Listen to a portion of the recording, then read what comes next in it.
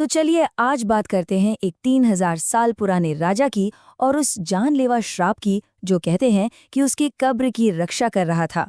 ये कहानी सच में बहुत दिलचस्प है। कहा जाता है कि जब राजा तुतनखामुन की कब्र खोजी गई तो टीम को सबसे पहले यही डरावनी चेतावनी मिली थी। इसी एक लाइन ने दुनिया भर में दहशत फैला दी। अब जरा इस रात के बारे में सोचिए। 5 अप्रैल 1923। एक ही पल में 3 अजीबोगरीब घटनाएं होती हैं। कायरा में इस खोज का सारा पैसा लगाने वाले लॉर्ड कार्नवान की मौत हो जाती है। ठीक उसी वक्त पूरे शहर की बिजली चली जाती है और घना अंधेरा छा जाता है। और हजारों मील दूर इंग्लैंड में उनका पालतू कुत्ता सूजी भी दम तोड़ देता है। बस इन्हीं घटनाओं ने मिलकर इस अभिशाप की कहानी को पूरी दुनिया में फैला दिया। लेकिन इस श्राप की जड़ तक पहुंचने के लिए हमें सबसे पहले उस पल में वापस जाना होगा जब हॉवर्ड कार्टर नाम के एक ब्रिटिश आर्कियोलॉजिस्ट ने ये खोज की थी। तो ये कहानी 2 लोगों की है। एक तरफ थे हॉवर्ड कार्टर जिनके पास जुनून था और दूसरी तरफ लॉर्ड कार्नवान जिनके पास पैसा था। सालों की नाकामयाबी के बाद ये उनकी आखिरी कोशिश थी। और सोचिए 26 नवंबर 1922 को जब कार्टर ने पहली बार उस मकबरे के अंदर झांका तो अंदर क्या था? एक ऐसा खजाना जिसे 3000 सालों से किसी ने छुआ तक नहीं था। एक सोने का ताबूत और 5000 से भी ज्यादा कीमती कलाकृतियां। और फिर शुरू हुआ अपशकुन का सिलसिला।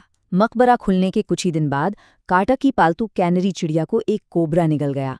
अब मिस्र में कोबरा को फिरौन की शक्ति का प्रतीक माना जाता है, तो वहां के लोगों ने इसे सीधा सीधा एक चेतावनी माना कि फिरौन के शाही सांप ने अपना बदला ले लिया है। जो कहानी एक छोटे से अपशगुन से शुरू हुई थी वो बहुत जल्द ही डरावनी और रहस्यमयी मौतों के एक लंबे सिलसिले में बदल गई। उस समय के अखबारों ने तो बाकायदा गिनती रखनी शुरू कर दी थी और ये आंकड़ा देखते ही देखते 22 तक पहुंच गया। 22 मौतें।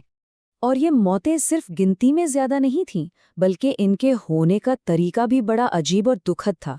जॉर्ज जे गोल्ड मकबरा देखने आए और ठीक अगले ही दिन बुखार से उनकी मौत हो गई। फिर सर आर्चिबाल्ड डगलस रीड जिन्होंने मम्मी का एक्सरे किया था, उनकी भी अचानक मौत हो गई। कार्टर के सेक्रेटरी रिचर्ड बेथल की मौत दिल में खून का थक्का जमने से हुई और ये खबर सुनकर उनके 78 साल के पिता लॉर्ड वेस्टबरी ने 7वीं मंजिल से कूदकर अपनी जान दे दी। इन सब घटनाओं ने मीडिया में आग लगा दी थी। लेकिन एक ऐसी खोज हुई जिसने मानो ये साबित ही कर दिया कि ये अभिशाप सच में असली है। ये एक ऐसा इत्तेफाक था जिसे कोई नजरअंदाज नहीं कर पाया।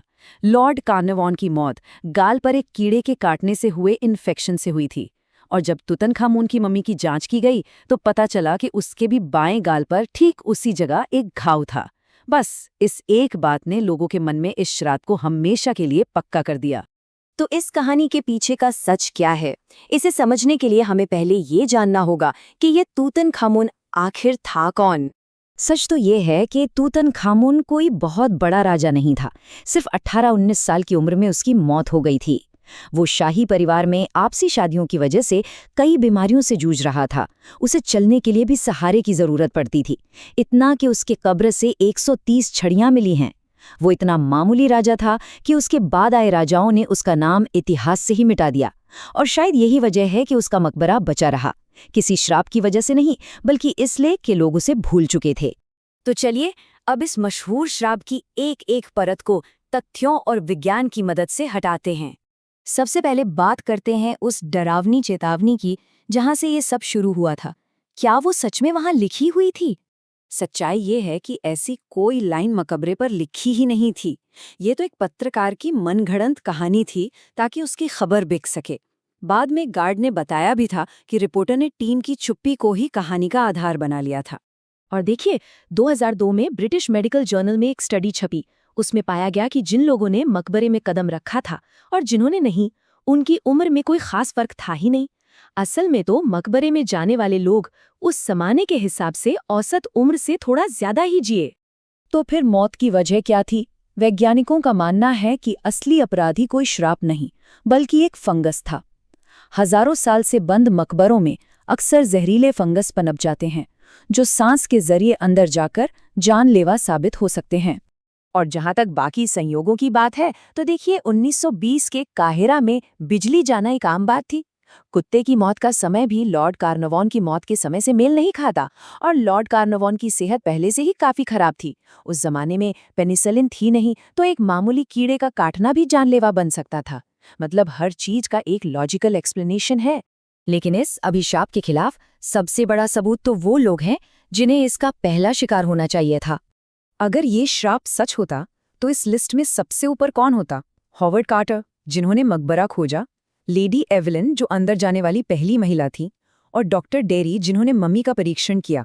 पर देखिए, ये तीनों ही एक लंबा और पूरा जीवन जिए। खोज के बाद अगले 16 सालों तक मीडिया कार्टर से यही सवाल पूछता रहा, और उनका जवाब हमेशा एक ही होता था, मैं अभी भी जिंदा हूँ।